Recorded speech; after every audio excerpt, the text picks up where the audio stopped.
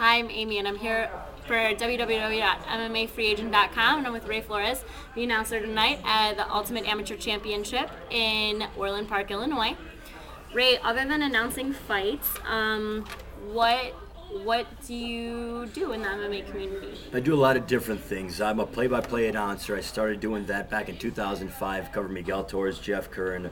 Been doing play-by-play for about a good 4 or 5 years. I went down to Costa Rica in the month of June to cover a big pay-per-view card down there. It was an amateur show, but it was international pay-per-view. So I do play-by-play, ring announcing, do a lot of publicity work. Whatever it is regarding media and MMA, I try to do. I'm a jack of all trades, master of none. But it's a pleasure to come out to the shows and meet great people and work for great promotions like Ultimate Amateur Championships, like the XFOs of the world, like the TFCs of the world, and meet great fans and participate in great events and also the greatest sport around, which is MMA. Awesome. So you got a chance to very much see the sport grow in a lot of ways. I mean, like you mentioned, you've seen Jeff Curran and Miguel Torres fight on smaller cards and then, accelerate all the way to the WEC. How do you feel like the sport is growing?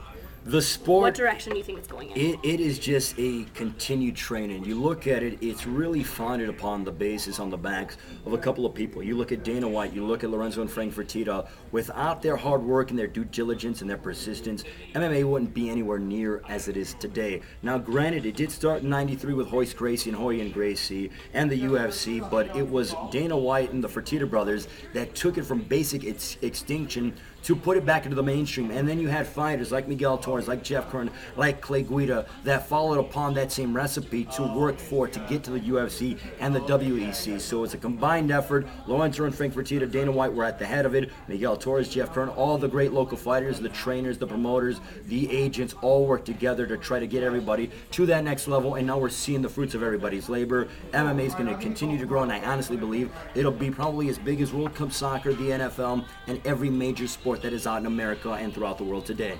Awesome. Now I have to plug a little bit. How do you think that MMAFreeAgent.com is going to help the sport grow? MMAFreeAgent.com, honestly, for every matchmaker and every fighter around, if you want to get noticed, with the exception of going to the Sherdogs and the MMA Weeklies, you go to MMAFreeAgent.com. Why?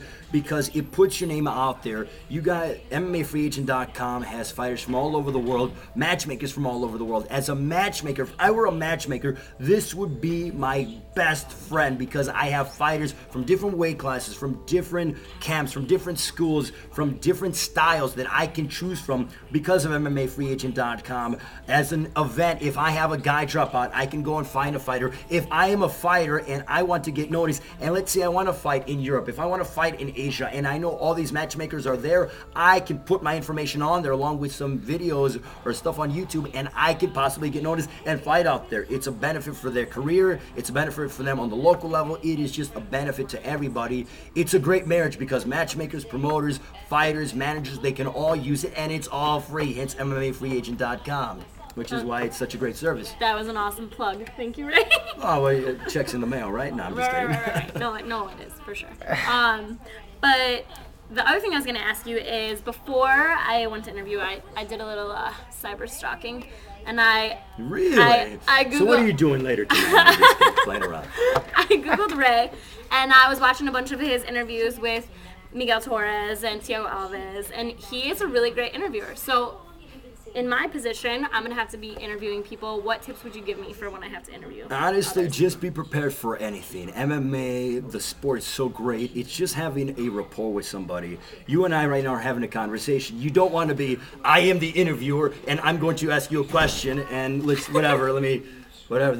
It's like, I am the interviewer, and I'm going to ask you a question back, and then question, whatever. No, it's a conversation. I want to know what's going in your mind as a trainer, as a fighter. Just have a conversation, and you go from there. Listen to what they have to say, and then you move on to the next point. A lot of times when you're listening, you'll find something that you want to touch on. Oh, I didn't know you were training at Greg Jackson's camp. Tell me about how training's been there. Or you told me you're fighting coming up in a couple months. Tell me about your fight with so-and-so. He's been, et cetera, et cetera. It's just all about a conversation.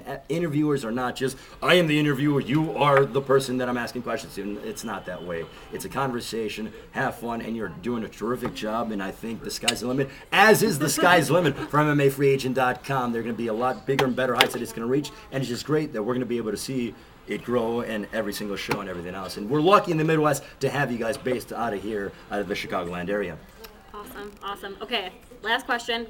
Is there anybody that you've ever met that you were like, that you interviewed or that you just met in the course of doing your thing that you were like really starstruck? Can you tell me about that? Starstruck had to be UFC 90, the pre-fight press conference, Anderson Silva. Why? Because obviously he's the most dangerous man on the planet, but it kind of was interesting because it's like, here's this guy that is the greatest pound for pound fighter in the world, and he was so cordial and relaxed. He was with his manager Ed Soares, and he put his arm on my shoulder. He's like, dude, you want to do anything? It's not a problem. He was, bowed. He's like, thank you for showing me hospitality in Chicago. It's Brazilian impersonation, Yeah. but it was unbelievable because I had to stand back and say, this is Anderson Silva, the greatest fighter on the planet, and I'm having the opportunity to interview him. After about 30 seconds, that wears off, but being able to be in that position was just unbelievably remarkable, and to have him fight in Chicago, what a pleasure, even though it didn't end the way fans wanted it to. But Anderson Silva, what a class act, and it was in a bit starstruck. You get starstruck by a lot of guys.